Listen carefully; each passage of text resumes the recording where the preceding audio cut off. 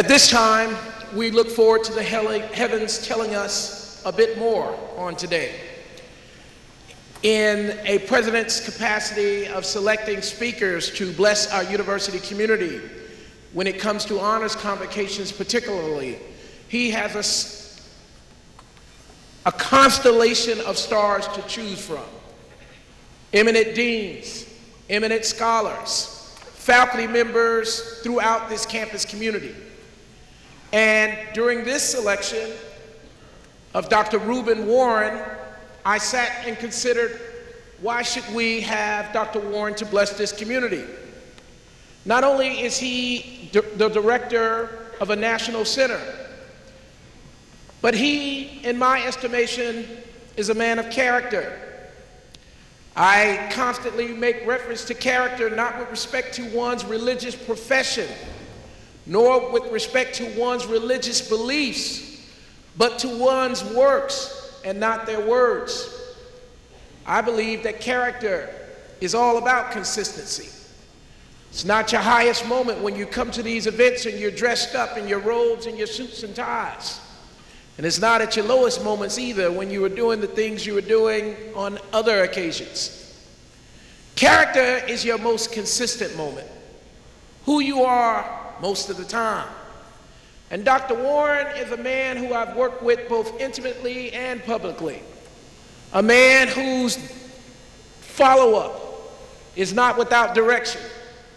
A man who goes out and makes pursuits of things that will benefit the Tuskegee University community. I am personally aware and involved with 3 similar pursuits that we will soon be announcing, each of them at a rate of $150,000 or more brought into this institution.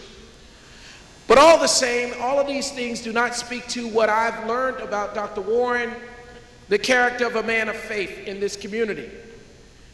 He is one of the individuals that have long represented what's best about Tuskegee, what's best about its tradition, and what is also best about its trajectory.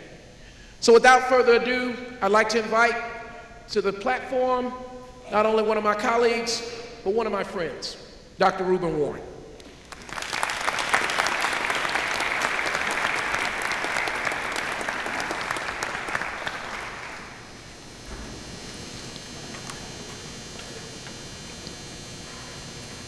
Good morning. Good morning. I am both pleased and grateful to be here to share just a few comments on this very wonderful day, and I tremendously thank you, President Johnson. In her book, Acts of Faith, Daily Meditations for People of Color, Iyanla Vanzant quotes James Baldwin when she writes, "Your crown has been bought and paid for. All you have to do is put it on your head." Let me say that again. Your crown has been bought and paid for. All you have to do is put it on your head. You young scholars who we honor here today, do you know who James Baldwin is? For those of you in the humanities, I'm sure you know, but those in the stem cell disciplines, you may not have heard about James Baldwin. I majored in biology, and I'm a dentist. I went on to dental schools. I hadn't heard about James Baldwin in my formal classrooms. I had to learn about him in other places. Although he spent much of his life abroad, Baldwin, an African American, always remained a quintessential American writer. Whether he was working in Paris or Istanbul, he never ceased to reflect on his experience as an African American man in white America. In numerous essays, novels, plays, and public speeches, the eloquent voice of James Baldwin spoke of the pain and the struggle of African Americans and the saving power of brotherhood, and I might add sisterhood.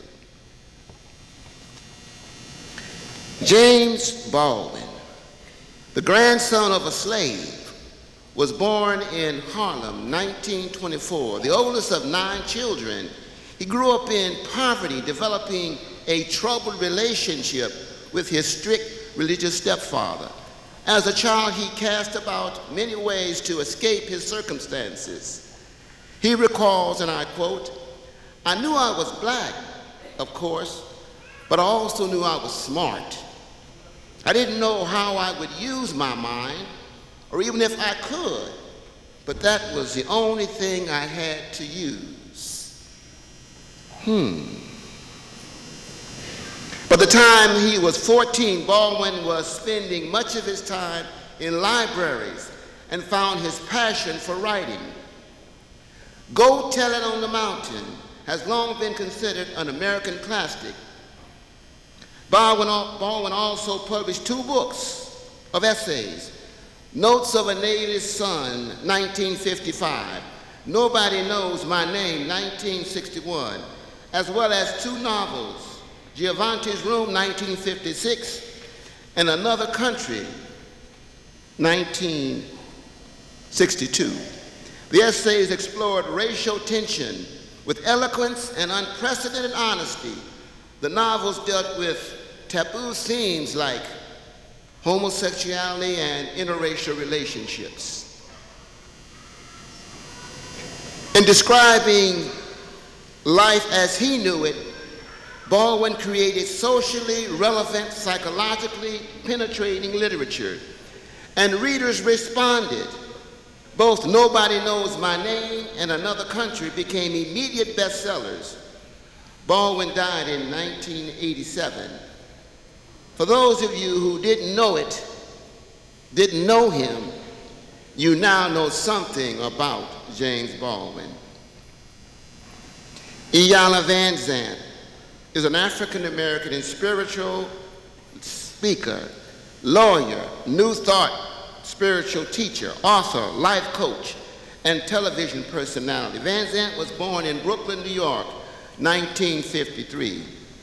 She was given the title Iyanla, which means Great Mother, after being initiated and ordained as a priestess in the Yoruba tribe. She attended Medgar Evers College and Virginia Union University. Vanzant holds a Doctor of Jurisprudence degree, summa cum laude, from City University of New York School of Law. She also is an ordained New Thought minister. She experienced loss, however, by losing her daughter, her husband, her home, and her fortune. She's been through it, like Baldwin, but in a very different way. She's also smart, but has some serious challenges. Vanzant responds to Baldwin by writing, "There is nothing you need that you don't already have. There is nothing you need that you don't already know. There is nothing you want that does not exist. There is nothing," she writes, "that exists that is too good for you. There is nothing anyone has that you can't have. There is nothing more powerful, more intelligent, more sacred than you," she writes. "You are the stuff that life is made of. You are the essence of life. You have been chosen at this time, in this place, to be among the living. You come from a long line of successful living beings. You are one of the king's kings, the king's kids, the queen's kids. Born into the world to inherit the kingdom, you are equipped to handle anything," she says. "You live by grace, built by love. You are the cause and the reason for everything you see. You are one with the source. You are creative," she says. "You are alive," she writes. "What else could possibly matter?" She concludes, and please repeat with me, "Today I claim my inheritance." Y'all don't believe it? Look at your neighbor and say it like you mean it. Today, I claim my inheritance.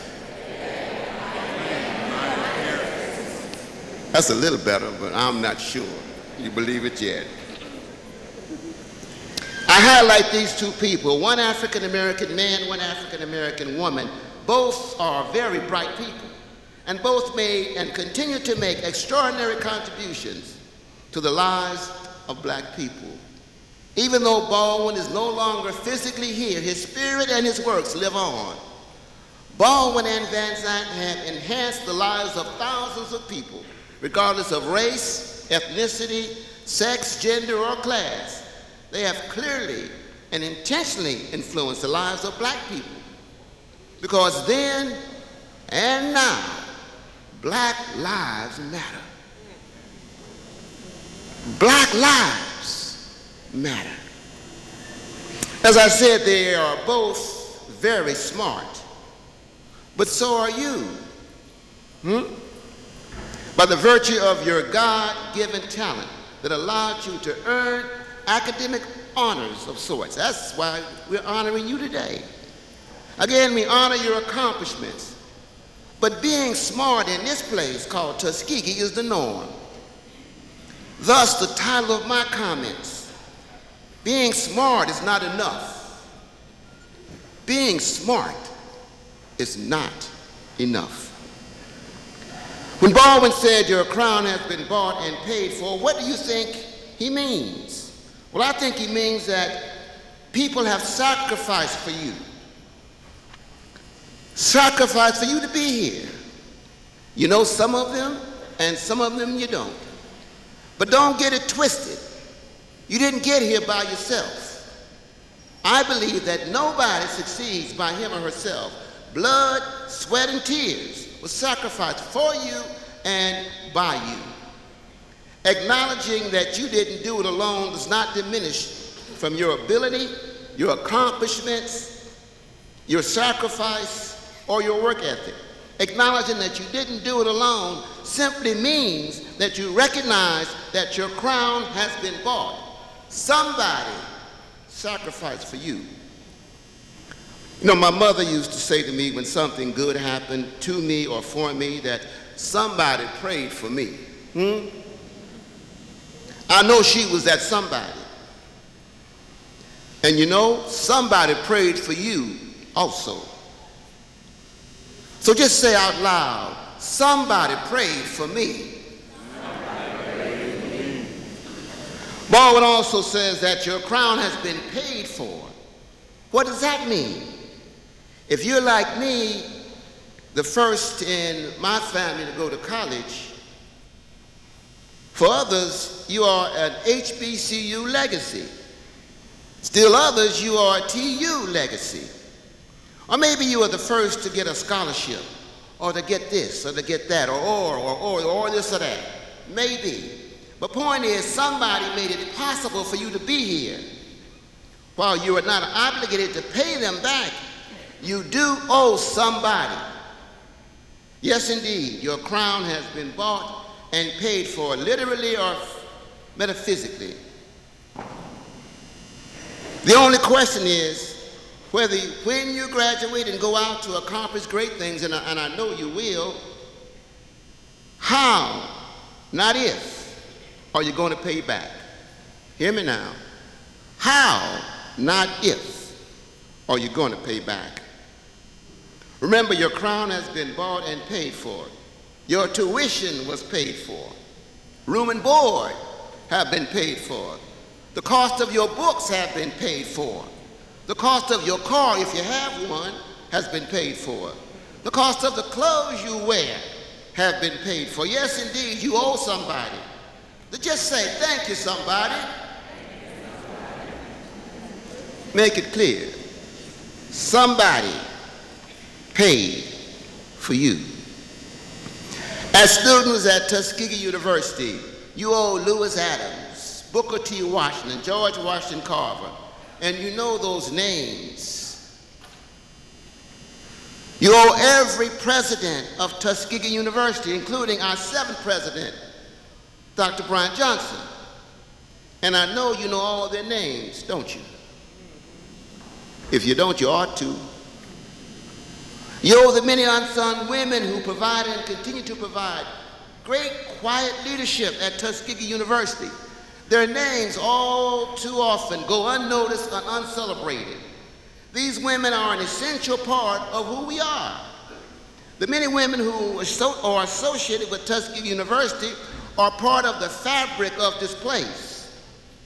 Do you know Dr. Mary Harper, a graduate of our School of Nursing, an extraordinary PhD nurse who served as a consultant to several U.S. presidents?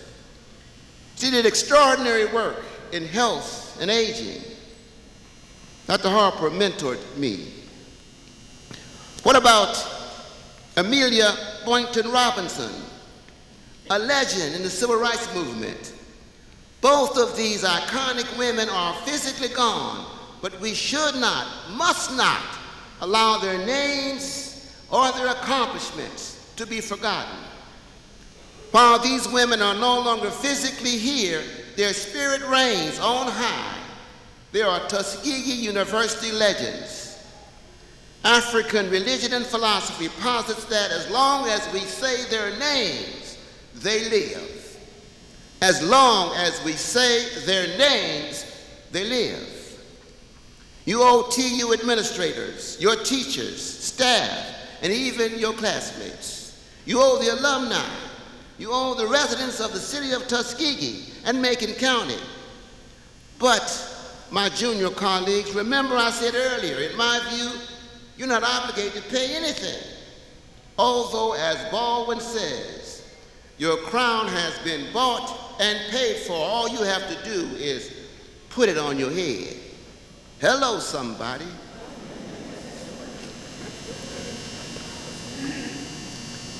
The blessing and the take-home message is, all you have to do is put it on your head. But before you put that crown on your head, let me tell you what that means. When I was a child, I used to put on my uncle's shoes and his hats. They were much too big, but I wore them proudly around the house anyway. I was proud. As I grew older, I realized that these men did extraordinary things for me, my brother, and my mother. I soon recognized that no matter how big my foot got or how big my head got, I would never be able to fill their shoes or ever have the wisdom that was in their heads. But I committed back in the day to spend the rest of my life doing good for young black folk as my uncles did for me, my brother, my cousins, and other young folk. All you have to do is put it on your head. You have models of men and women to follow. Seek their advice. Because you ask does not mean you have to follow. I seek advice all the time. I don't always follow it, but at least I know if I don't do. You have examples of good things to do. Learn from those examples how to do good and then do good on your own. Do your good. You have support systems to guide your path. Don't let your ego get in the way. Use, but don't abuse the support systems that have been created for you. You have institutions like Tuskegee University to nurture you as you explore your wildest dreams. Institutions are places where legacies are stored. You have the tremendous exposure to the latest technology, but don't let technology be your master. You are the captain of your faith and the master of your soul. You have the opportunity to become world citizens like Baldwin without losing your identity. Don't ever forget who you are and whose you are. Your crown is yours to wear, so wear it proudly. Come on, somebody. But once you have the crown on your head, you can't take it off. Remember, the crown comes with opportunity and a responsibility, a past and a future, an honor and an obligation, a legend and a legacy. So wear it proudly. Wherever you go, so goes your crown. So be thoughtful where you go. No matter what you wear, whatever you have on, so goes your crown. So be thoughtful about what you wear. Whatever you say, so goes your crown. So be thoughtful about what you say and who you say it to. Your crown demands that you do right and do the right things. Doing things right requires capacity, ability, and capability. Doing the right things demands moral and ethical foundations. But with your crown firmly placed, perfectly balanced, you will find it provides plenty of room to grow, to make mistakes without permanent damage, and to learn as you grow forth. Your crown allows you a perfect alignment with the physical and the metaphysical, a perfect balance. That's what the crown allows, a perfect balance. Not too big, not too small, not too wide, not too narrow, a perfect balance. And the balance is not my balance, it's not your teacher's balance, it's not even your friend's balance, it's your balance. Your balance. Langston Hughes, another African icon, African-American icon, wrote about crowns and how we should wear them. When he wrote, "I too sing America. I am the darker brother and sister. They send me to eat in the kitchen when company comes, but I laugh and eat well and grow strong. Tomorrow I'll be at the table when company comes. Nobody will dare say to me then, eat in the kitchen. Besides, they'll see how beautiful I am and be ashamed. I too sing America." Young scholars, my junior colleagues, the ancestors and the elders bought and paid for your crown. I am 70 years old, I'm among the elders. So we give you permission to put the crown on your head. So wear it proudly. As I take my seat, I recall a mantra that goes like this. T-U, you know. I heard the students chanting that mantra. I was impressed, but I let it go.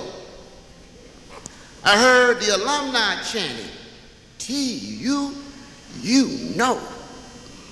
I was more impressed, but I'm not a TU alum, so I let it go again.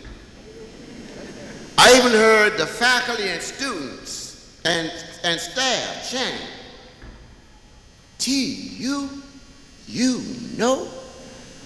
My, my, my. But one convocation, I heard President Johnson repeating that mantra after a long and very eloquent presentation. He said, T-U, you know. I said, I concluded that was okay. Wherever I go and whenever, it was okay. So when I say T-U, I want y'all to say, you know. All right? It's real simple. I say T-U, and you say, you know. Now don't mess it up. I say T-U, you say, you know. But you got to do it with spirit and conviction. Otherwise, it won't work. You can't play with this. Are you ready?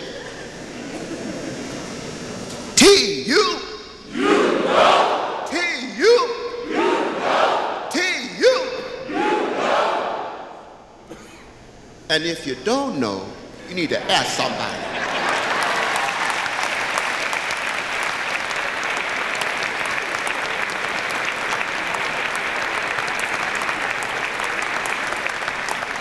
Oh, we can do better than that for Dr. Warren. Come on, Dr. Rueben Warren, one of our elders.